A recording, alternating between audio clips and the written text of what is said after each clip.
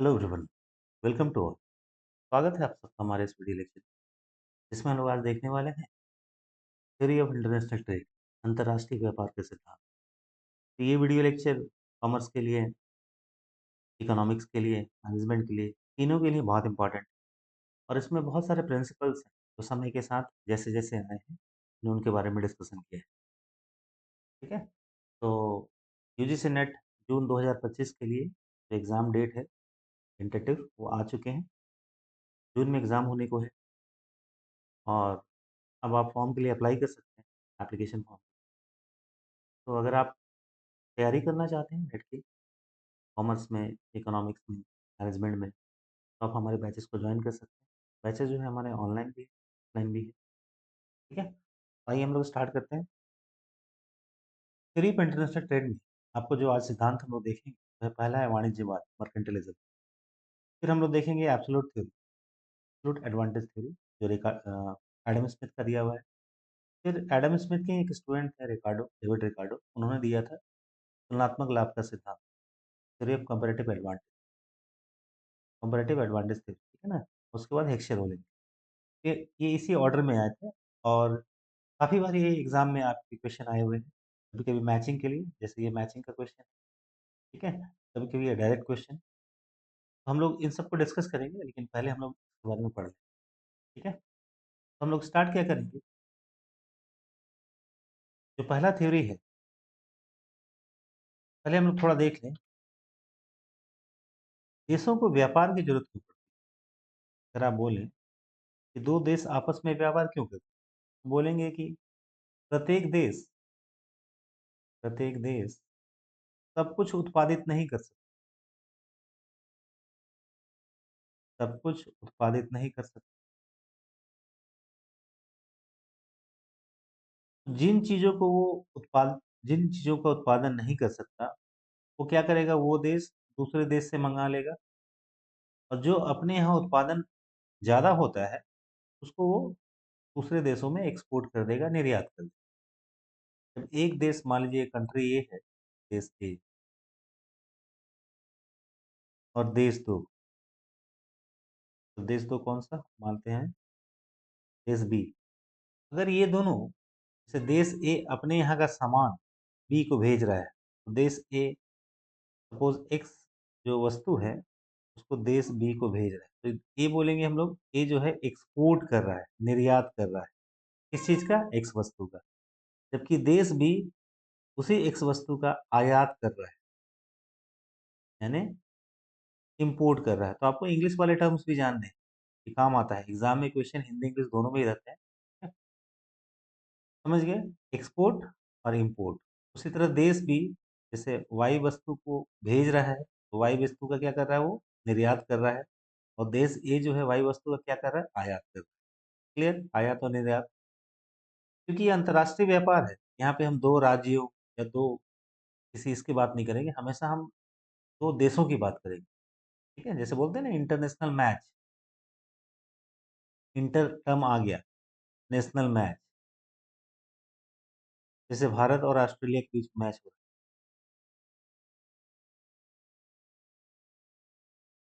ठीक है? तो यहाँ 2 देशें अलग-अलग हैं, इसलिए हम बोलेंगे इंटरनेशनल मैच। लेकिन सपोज़ ये एमपी, मध्य प्रदेश और ये महाराष्ट्र के साथ मैच हो रहा है, इसे हम इंटरनेशनल मैच नहीं बोलते, ये अपने देश के ही 2 राज्य हैं। इसे क्या बोलेंगे? जैसे रणजी ट्रॉफी इसका नाम है, इसको अगर हम टेक्निकली बोलना चाहें तो इसको बोलते हैं इंट्रानेशनल। इंट्रानेशनल मतलब अंदर में ही। जैसे आप लोग 8वां 9वां 10वां में हम लोग को बायोलॉजी पढ़ना पड़ता था, तो सेल के अंदर की चीज़ों को बोलते थे इंट्रासेलुलर, ठीक है? और बाहर वाली चीज़ों को बोलते हैं इंटरसेलुलर। ऐसे कुछ टर्म्स जो हैं, अगर आप समझ के रखेंगे तो आपको चीज़ों को रटना नहीं पड़ेगा। तो प्रत्येक देश सब कुछ उत्पादित नहीं कर सकता। जिन वस्तुओं का वो दक्षतापूर्वक उत्पादन कर सकता है या जो चीज़ें ज़्यादा होती हैं, उनका वो निर्यात कर लेगा। और जो चीज़ें उसके यहाँ नहीं होती हैं या कम होती हैं, उनका वो आयात कर लेगा। व्यापार का सरल सा कारण यही है, ठीक है? लेकिन अगर दोनों देशें जो है वस्तु एक्स और वाई दोनों का ही उत्पादन करती है, तो क्या उस दशा में भी व्यापार करना हितकर होगा? यही हमारा क्वेश्चन है, ठीक है? तो जितने भी इकोनॉमिस्ट थे, अर्थशास्त्री थे, उन्होंने इसके बारे में कई सिद्धांत दिए, एक-एक करके, और वो समय के साथ आए। तो जो सबसे पहला सिद्धांत आप हम लोग यहाँ देखेंगे, वो देखेंगे मर्केंटिलिज़्म, वाणिज्यवाद। अब एक चीज़ देख लीजिए, पहले आपको थोड़ा ना इसका क्लासिफिकेशन देखना पड़ेगा। जो क्लासिकल थ्योरी है, क्लासिकल थ्योरीज़ हैं, वो कौन-कौन सी हैं? और जो मॉडर्न थ्योरी है, वो कौन-कौन सी? आधुनिक सिद्धांत, मॉडर्न थ्योरीज़ कौन-कौन सी? ठीक है? तो क्लासिकल थ्योरी जो है, क्यों इसको क्लासिकल बोलते हैं? क्यों इसे मॉडर्न बोलते हैं? तो क्लासिकल थ्योरी, यहाँ जो फ़ोकस है, वो देश के ऊपर है। देश हमारा मेन चीज़ है, ठीक है? जबकि मॉडर्न थ्योरी में ये देश ना होके ये बन जाता है फ़र्म। क्योंकि आप देखते होंगे आजकल एक कंपनी ऐसा नहीं कि सिर्फ़ भारत में ही व्यापार कर रही है, वो पूरे विश्व में व्यापार कर रही है। मल्टीनेशनल कंपनीज़, जैसे आपको अ, एप्पल का मोबाइल यहाँ भी मिल जाएगा, किसी दूसरे देश में भी मिल जाएगा, तो पूरे विश्व में मिल जाएगा। तो जो एप्पल कंपनी है, उसका व्यापार पूरे विश्व में फैला हुआ है, ठीक है? तो आजकल जो मॉडर्न थ्योरीज़ है, they focus more on firm, वो फर्म के ऊपर उनका फोकस है। जबकि पुरानी थ्योरी जो क्लासिकल थ्योरी है, वो क्या है? उनका फोकस देश है। और उसमें पहला थ्योरी आता है मर्केंटिलिज्म, वाणिज्यवाद या वाणिज्यवाद, वाणिज्यवाद, वाणिज्यवाद, ठीक है? और इसे इंग्लिश में क्या बोलेंगे? मर्केंटिलिज्म,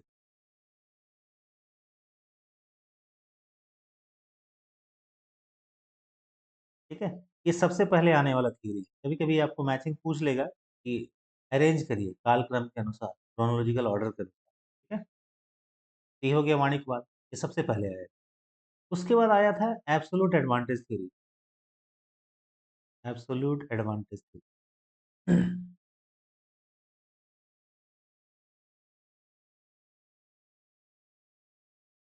उसके बाद आया एब्सोल्यूट एडवांटेज।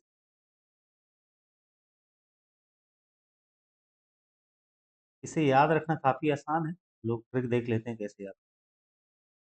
ये कहता है हिंदी में, इसको बोलते हैं निरपेक्ष लाभ का सिद्धांत, निरपेक्ष लाभ का सिद्धांत। ये एडम स्मिथ के द्वारा दिया गया था, ठीक है ना? ये बड़ा इंपॉर्टेंट है, ए फॉर एडम और ए फॉर एब्सोल्यूट, तो इसको याद रखना आसान।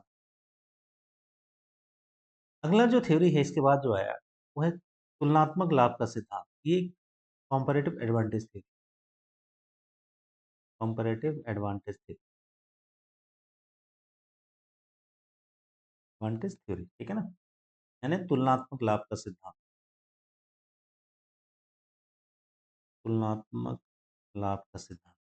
ये भी जो थ्योरी है तुलनात्मक लाभ का सिद्धांत, ये एडम स्मिथ के एक स्टूडेंट हैं, डेविड रिकार्डो, उन्हीं के द्वारा दिया गया है, ठीक है? और उसके बाद जो थ्योरी है, वो है आपका हेक्सचर-ओवलिन। ये 2 अलग-अलग लोग हैं, हेक्सचर और ओवलिन, इनके द्वारा दिया गया है। हेक्सचर-ओवलिन का सिद्धांत, ठीक है? इसके कई नाम और अलग-अलग भी हैं, जिसको फैक्टर एंडोवमेंट थ्योरी भी बोलते हैं। सीखो,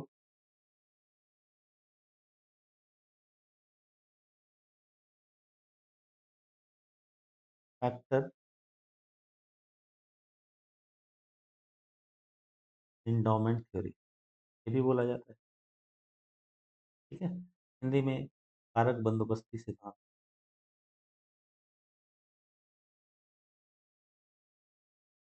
लेकिन ज़्यादा फेमस नाम कौन-सा है? हेक्सचर-ओवलिन, एचओ थ्योरी, ठीक है? ये 4 सिद्धांत ना आपको क्लासिकल में देख, जो पुराने वाले हैं, और इसी ऑर्डर में ही आया है। पहले वाणिज्यवाद, मर्केंटिलिज्म, फिर एब्सोल्यूट एडवांटेज थ्योरी, फिर कंपैरेटिव एडवांटेज थ्योरी, फिर हेक्सचर-ओवलिन। नाउ इस सिद्धांत के कुछ ना पैराडॉक्स भी हैं, ठीक है? फिर पैराडॉक्स मतलब विरोधाभास। उसमें से एक मेन है लियोनटिफ पैराडॉक्स। ये सिद्धांत हो गए, अब हम ये पैराडॉक्स देख रहे हैं, लियोनटिफ, बड़ा इंपॉर्टेंट है, आपको जानना ही है, ठीक है? लियोनटिफ विरोधाभास, क्या बोलते हैं इसको? लियोनटिफ पैराडॉक्स को मतलब विरोधाभास, जो एक दूसरे को कंट्राडिक्ट करते हो,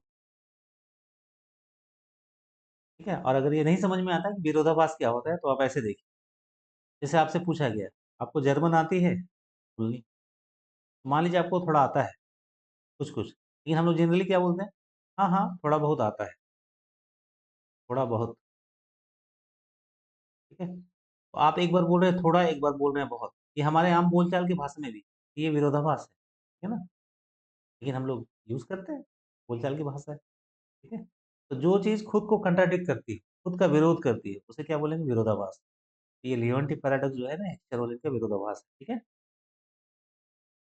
अब जो मॉडर्न थ्योरी है, पहले हम लोग दोनों डिस्कस कर ले, सो दैट आपको याद करने में आसानी हो और फ़र्क भी समझ में आए। ये हमारा इसका जो फ़ोकस है वो फ़र्म है, कंपनी है, क्योंकि इसका फ़ोकस जो है देश है, ठीक है? इससे भी क्वेश्चन आया होगा पहचानने के। अब देखिए, इसमें जो पहला सिद्धांत है, वो है कंट्री सिमिलैरिटी थ्योरी, देश समानता सिद्धांत। कुछ-कुछ यहाँ थ्योरी को अलग-अलग नामों से जाना जाता है, तो आप उस बात का ख़्याल रखेंगे, है ना? एक से ज़्यादा नाम हो तो उसको याद कर लीजिए। कंट्री सिमिलैरिटी थ्योरी,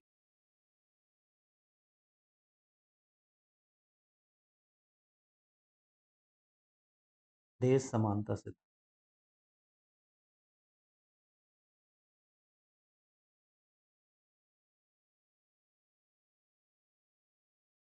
दूसरा है इसमें प्रोडक्ट लाइफ साइकिल।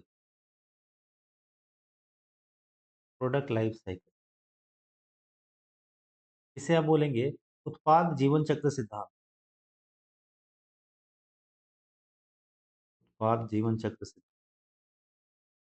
है। तो तीसरा थ्योरी इसमें आपको देखना है, वो है global strategic rivalry, global strategic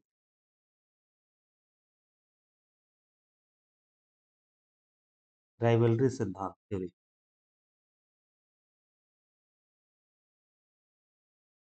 यानी वैश्विक रणनीति, वैश्विक रणनीति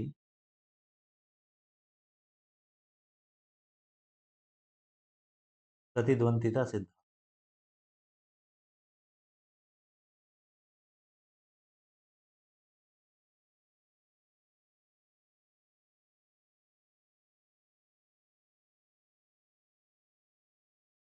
प्रतिद्वंदिता सिद्धांत।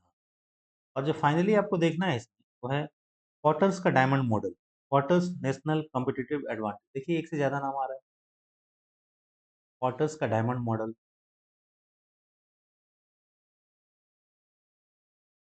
कैसे आप पॉटर्स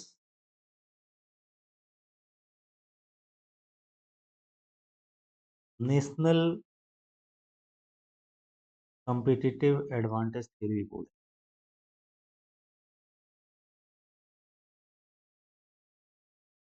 ठीक है? तो इधर वाले हो गए हमारे मॉडर्न थ्योरी और इधर वाले हो गए क्लासिकल थ्योरी। अब हम लोग एक-एक करके डिस्कस करते हैं। तो पहला जो हम लोग डिस्कस करना है, पहले हम लोग क्लासिकल देखें, ठीक है? क्लासिकल थ्योरी में जो पहला थ्योरी है, वो है वाणिज्यवाद, वाणिज्यवाद, मर्केंटिलिज्म,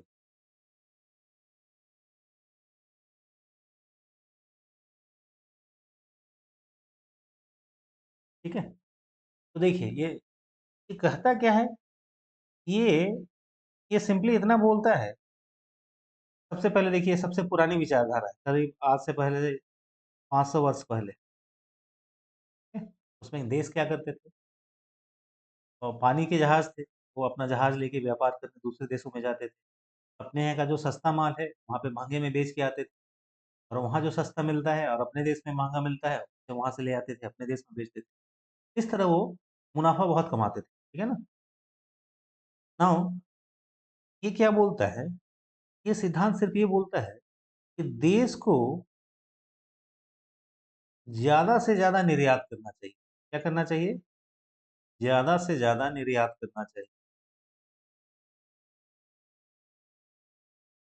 यानी एक्सपोर्ट करना चाहिए। एक्सपोर्ट ज़्यादा करेंगे तो क्या होगा? जब एक्सपोर्ट ज़्यादा करेगा देश, तो उसके यहाँ करेंसी ज़्यादा आएगी, ठीक है? और उस समय करेंसी नहीं था, वो था सोना, गोल्ड। मतलब अगर आप ज़्यादा से ज़्यादा व्यापार करते हैं, तो आपके पास सोना ज़्यादा से ज़्यादा आएगा। जिस देश के पास ज़्यादा सोना, वो ज़्यादा अमीर, तो सोना ही उस समय का पहचान था कि कौन-सा कंट्री कितना अमीर है। अच्छा, ये बोलता तो है कि ज़्यादा से ज़्यादा एक्सपोर्ट करो, साथ ही ये भी बोलता है ये सिद्धांत कि कम से कम आयात करो, कम से कम आयात करो, ठीक है? यानी इम्पोर्ट कम से कम करो। इम्पोर्ट कम से कम करेंगे, तो हमें बाहर दूसरे देशों को कम से कम सोना देना पड़ेगा। हमारे यहाँ सोने का भंडार जो है बढ़ेगा। इसके लिए देशों को क्या करना चाहिए? एक्सपोर्ट को बढ़ावा देना चाहिए, जैसे छूट देना चाहिए और आयात के लिए कर लगा दें, जैसे बाहर का जो सामान है, आप कर ज़्यादा से ज़्यादा लगा देंगे, टैक्स ज़्यादा लगा देंगे, तो उस चीज़ की उस वस्तु की कीमत जो है अपने देश में बढ़ जाएगी और इस तरह से उसकी बिक्री कम होगी और इम्पोर्ट जो है ये हतोत्साहित होगा, ये डिस्करेज होगा, ठीक है? यही मोटा-मोटी इस देश का सिद्धांत। उस समय जो एक्सचेंज का जो मीडियम था, विनिमय का जो माध्यम था, वो सोना था, ठीक है? ये इतना भी बोलती है कि आप जाएँ दूसरे देशों में अपनी कॉलोनी बनाएँ, उपनिवेश बनाएँ, ठीक है? और वहाँ से ज़्यादा से ज़्यादा सोना प्राप्त करें और अपने देश में रखें, ठीक है? तो 16वीं से 18वीं शताब्दी तक जब आप देखेंगे ना, 16वीं से 18वीं शताब्दी तक जो देश की बड़ी अर्थव्यवस्थाएँ थी, विश्व के बड़े देशों की जो आर्थिक प्रणाली थी, वो वाणिज्यवादी ही थी, ठीक है? लेकिन धीरे-धीरे ये बदला, ठीक? तो मोटा-मोटी आपको चीज़ समझ में आया, मर्केंटाइलिज़्म में क्या होता है? ज़्यादा से ज़्यादा एक्सपोर्ट करो, कम से कम इम्पोर्ट करो, सोना ज़्यादा से ज़्यादा जमा करो, ठीक है? एक्सपोर्ट को बढ़ाने के लिए सब्सिडी दो, छूट दो, इम्पोर्ट को कम करने के लिए बट ज़्यादा से ज़्यादा टैक्स लगा दो और एक्सचेंज का जो मीडियम था वो सोना था, ठीक है? इसके बाद जो सबसे मेन आता है एडम स्मिथ, ठीक है? निरपेक्ष लाभ का सिद्धांत। एडम स्मिथ जो है एक बहुत ही इम्पोर्टेंट फिगर है, absolute advantage theory, absolute advantage.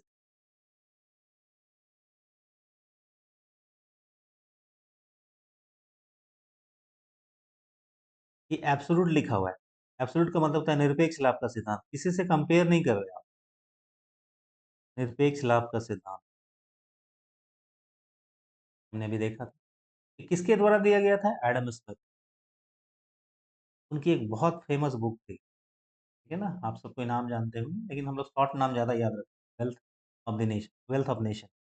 लेकिन उसका पूरा नाम क्या था? उन्होंने उस किताब में बहुत सारी चीज़ों की चर्चा की और किताब वो बहुत फेमस है। हम ये जानते हैं मॉडर्न इकोनॉमिक्स के फादर माने जाते हैं एडम स्मिथ, ठीक है?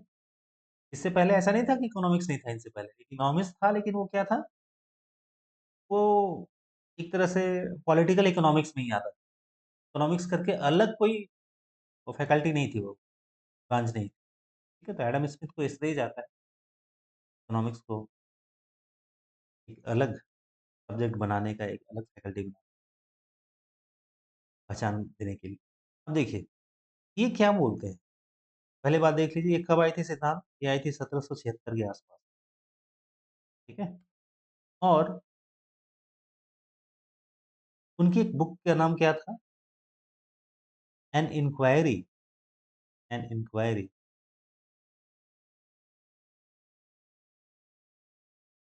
Into the nature into the nature, क्योंकि वो बाहर गए थे, तो हिंदी में तो नहीं लिखेंगे, तो इंग्लिश में किताब लिखेंगे। Into the nature and and causes of the wealth of nation,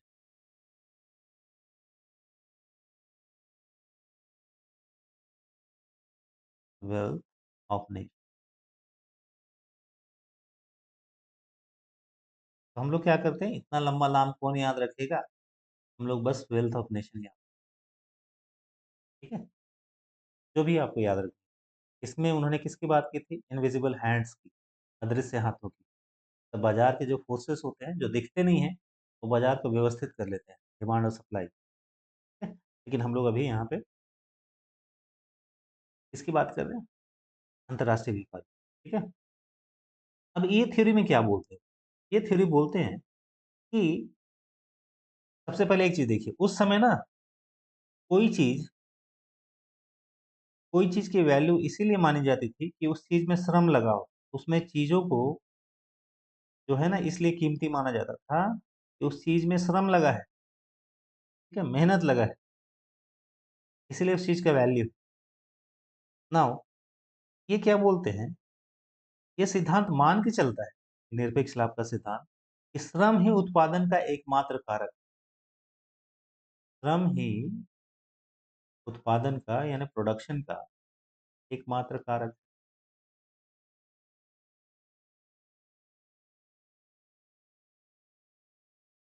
ठीक है? मतलब प्रोडक्शन के लिए सिर्फ और सिर्फ श्रम, यही एकमात्र कारक, ठीक है? तो जो किसी वस्तु की मान लीजिए कोई एक वस्तु है, उसकी कीमत इसी आधार पे करी जाती थी, इसमें कितना श्रम लगा है, कितना श्रम लगा है, इसके आधार पे इस वस्तु की कीमत तय होती है। अब एडम स्मिथ क्या बोलते हैं? तो देखिए, बोलते हैं ये चीज़, हम लोग इसे एक टेबल से समझते हैं, हमें समझने में आसानी। सपोज़ ये 2 देश हैं ए और बी और 2 वस्तुएँ भी हैं।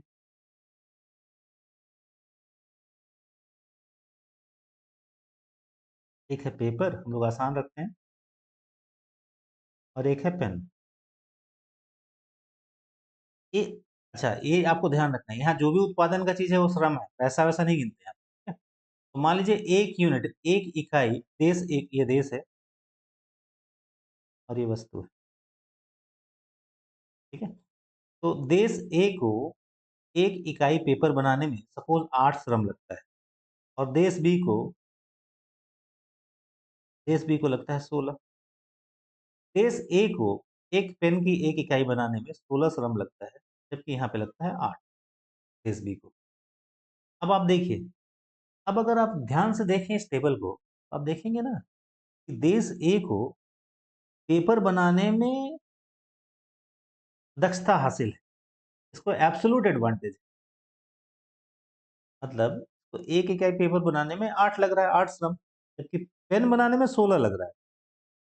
तो इसको पेन के मुकाबले, in comparison of pen, paper बनाने में एब्सोल्यूट एडवांटेज, निरपेक्ष लाभ हासिल है। देश ए को क्या करना चाहिए? पेपर का एक्सपोर्ट करना चाहिए, ठीक है? निर्यात करना। अगर हम देश बी की बात करें तो देश बी को पेपर बनाना महंगा है, क्योंकि यहाँ पे 16 श्रम लग रहा है, जबकि इसको पेन बनाना आसान है। मतलब देश बी की अगर हम बात करें तो देश बी को पेन बनाने में निरपेक्ष लाभ हासिल है, एब्सोल्यूट एडवांटेज हासिल है। तो देश बी को क्या करना चाहिए? पेन का एक्सपोर्ट करना चाहिए, निर्यात करना चाहिए, ठीक है? लेकिन देश बी को भी पेपर की ज़रूरत है और देश ए को भी पेन की ज़रूरत है। अब देश ए क्या करे? पेन बनाना तो इसको महँगा है, तो ये इससे मँगा ले, आयात कर ले, सस्ता पड़ेगा, ठीक है? कैसे सस्ता पड़ेगा? इसको पेन बनाने में 16 लग रहा है, जबकि आपको ये अगर देश बी से मँगाएँगे, तो 8 के बदले हो सकता है वो ₹10, लेकिन आपको फिर भी तो सस्ता ही पड़ रहा है, ठीक है? ₹12 ले, फिर भी सस्ता पड़ रहा है। उसी तरह देश बी को, इसको भी क्या चाहिए? तो पेन का उत्पादन कर सकता है दक्षतापूर्वक। इसको पेपर तो चाहिए, तो पेपर कहाँ से करेगा ये? देश बी से मँगा लेगा, ठीक है? क्योंकि देश ए से मँगा लेगा। देश ए को पेपर बनाने में कम पैसा लग रहा है, कम श्रम लग रहा है, ठीक है? इस तरह दोनों ही देशों को अलग-अलग वस्तुओं में निरपेक्ष लाभ हासिल है। देश ए को पेपर में और देश बी को पेन में, ठीक है? यही है आपका निरपेक्ष लाभ का सिद्धांत। जिस देश को जिस चीज़ में निरपेक्ष लाभ हासिल हो, उसका एक्सपोर्ट करे, निर्यात करे, और दूसरी चीज़ों का जिसमें से निरपेक्ष लाभ हासिल ना हो, उसका वो आयात कर ले। क्लियर? और ये सिद्धांत किसके द्वारा दिया गया था? Adam Smith. कब दिया गया था? करीब-करीब 1776। नाउ अब जो अगला थ्योरी है वो रिकार्डो का सिद्धांत, डेविड रिकार्डो, है ना? इस थ्योरी का नाम है कंपैरेटिव एडवांटेज, तुलनात्मक लाभ का सिद्धांत।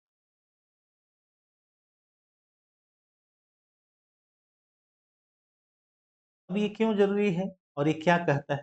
वो देखते हैं। Comparative advantage.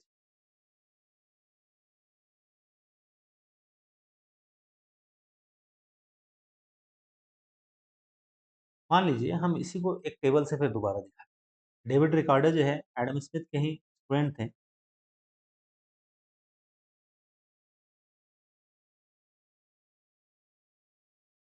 उसी तरह से देश ए, देश बी, ये हमारा कंट्री है ए, ये कंट्री है बी, और इधर जो है हमारा, इधर लेते हैं कॉफ़ी और इधर लेते हैं टी। 2 वस्तुओं का उत्पादन करती है। मान लीजिए देश ए को 1 इकाई कॉफ़ी बनाने में, 1 इकाई मतलब 1 केजी व्हाटएवर जो भी हम लोग मान लें, 100 लगता है श्रम, और इसे लगता है 50, इसे लगता है 200 बी देश को, और बी देश को चाय बनाने में 400 का श्रम लगता है। अब अगर आप देखें तो यहाँ पे ना आपका एडम स्मिथ का थ्योरी जो है काम नहीं करेगा, क्योंकि एडम स्मिथ क्या बोलते थे? जिस देश को जिस वस्तु में निरपेक्ष लाभ हासिल हो, उस देश का वो निर्यात करे, और दूसरी वस्तुएं जिसको बनाना वहाँ थोड़ा महंगा है, निरपेक्ष लाभ हासिल ना हो, वो आयात कर ले। अब कंट्री ए को यहाँ तो दोनों में ही एडवांटेज है। अगर हम बी के हिस्सा तुलना में देखें तो देखिए ए को 100 लगता है कॉफी बनाने में, जबकि बी को 200। कंट्री ए फायदे में है। यहाँ पे 50 लगता है जब इसको 400 लगता है, यहाँ भी कंट्री ए को तो दोनों में ही निरपेक्ष लाभ हासिल है। तो आपका एडम स्मिथ का सिद्धांत यहाँ काम नहीं करता, क्योंकि वो तो कहता था जिसमें निरपेक्ष लाभ हासिल हो उसके बारे में बात करता था। तब यहाँ हम लोग तुलनात्मक लाभ देखते हैं, और यही रिकार्डो कहते हैं। मतलब अभी भी ये 1817 में करीब का ये आया था। इनकी एक किताब थी principle of political economy and taxation. नाम रखिए, याद रखिएगा, कभी-कभी पूछ सकता है। क्या नाम था? Principles of political economy, political economy and taxation.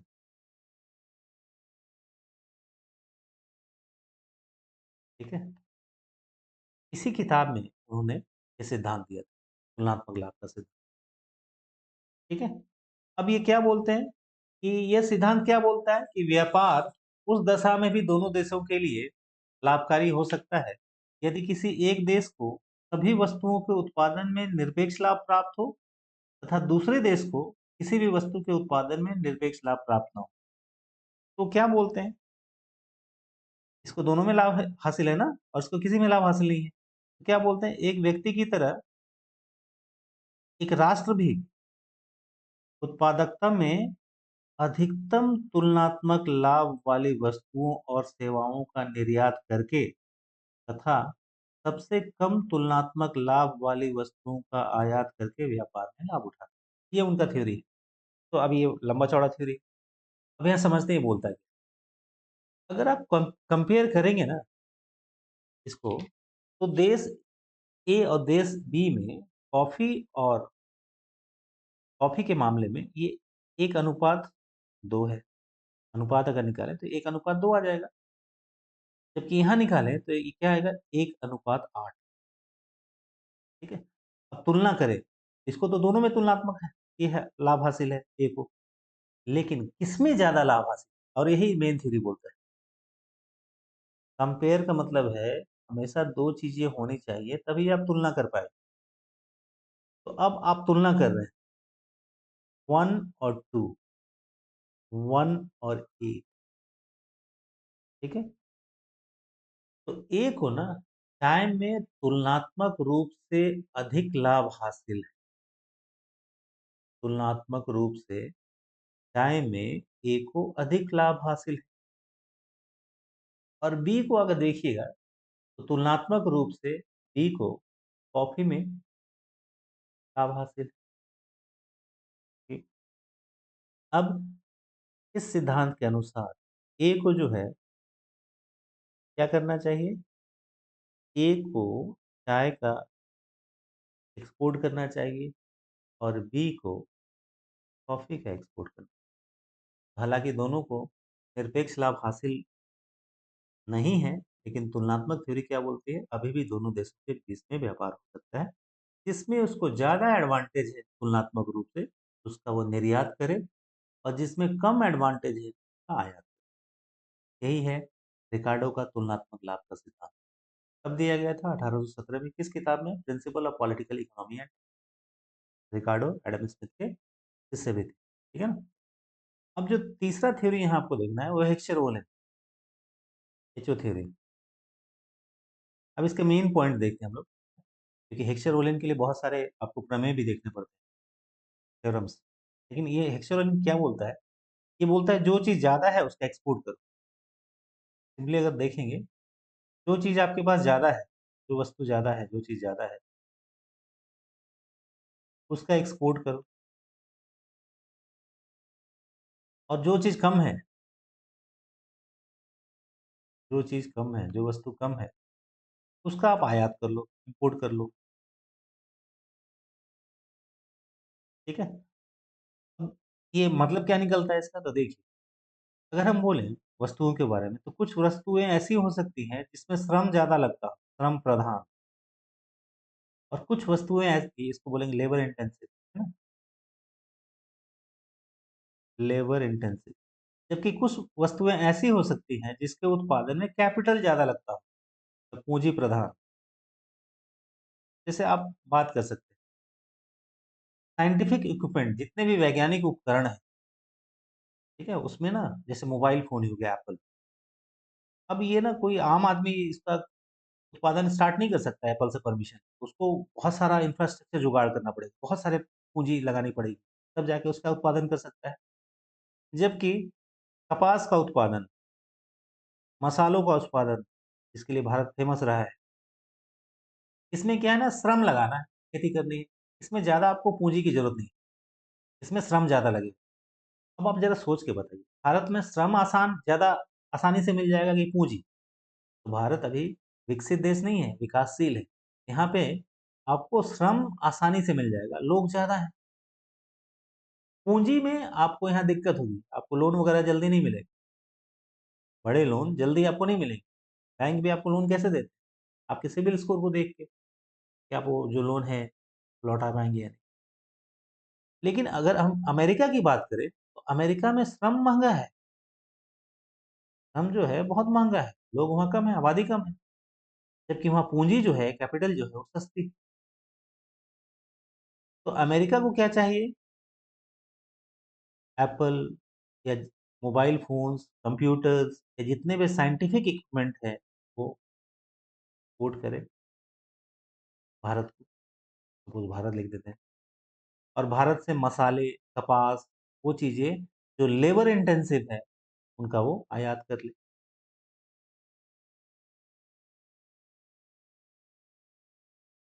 ठीक है? उनका वो इम्पोर्ट कर ले, आयात कर ले।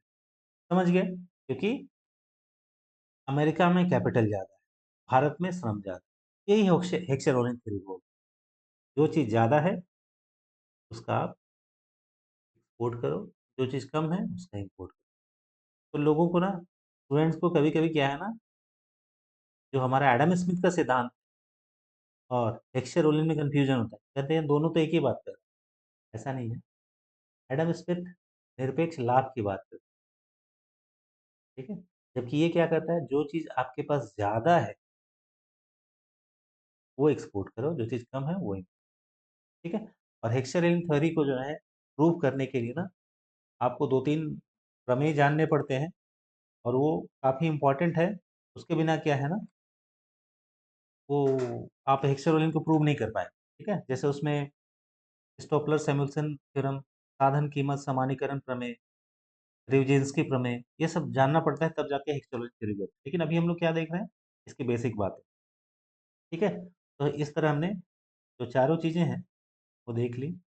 इसके बारे में क्लासिकल्स के बारे में कौन-कौन सा? माणिकवाद, निरपेक्ष लाभ का सिद्धांत, तुलनात्मक लाभ का सिद्धांत और हेक्सचेर-ओलिन। लियोंटिफ पैराडॉक्स जो है ना, ये हेक्सचेर-ओलिन का एक पैराडॉक्स है, विरोधाभास है। उसको हम लोग अभी नेक्स्ट क्लास में देखेंगे, ठीक है? इतना आप याद रखें। तो इतना करने के बाद हम लोग ज़रा आएँ ज़रा इस क्वेश्चन में जो हम लोग लेके चले थे, ठीक है?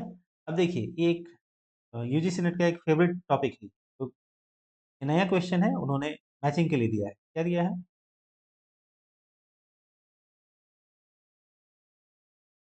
ध्यान से पढ़िए इसको, ठीक है? ये इंटरनेशनल ट्रेड थ्योरी है और ये इसके प्रोफाउंडनेस मतलब किन्होंने दिया? तो आप देखते हैं factor endowment theory, product life cycle theory. अच्छा, ये product life cycle theory modern theory में आती है, ठीक है? Absolute advantage theory, absolute cost advantage theory एक ही चीज़ है। Competitive advantage theory. अब बताइए कौन-सा होगा आपको मैच कराना है? तो देखिए, आप एग्ज़ाम में कैसे सॉल्व करेंगे? हो सकता हो इसमें से एक तो आप नहीं जानते हो, लेकिन नेट ऐसा नहीं करता। नेट का आप ऑप्शन देखेंगे ना, अगर एक ऑप्शन या हार्डली 2 एक ऑप्शन भी पता हो, तो बहुत चीज़ें आसान हो जाती हैं। जैसे आपको एक चीज़ पता है, absolute cost cost advantage theory किसका है? एडम स्मिथ का है। A for Adam, A for absolute. C का 1 अब आप यहाँ ढूँढिए सी का 1 का है, सी का 2 है, ये गलत हो गया, सी का 3 है, ये गलत हो गया। अब ये 2 ऑप्शन ही आपके सही हो सकते हैं, ठीक है? इसको बोलते हैं प्रोसेस ऑफ एलिमिनेशन।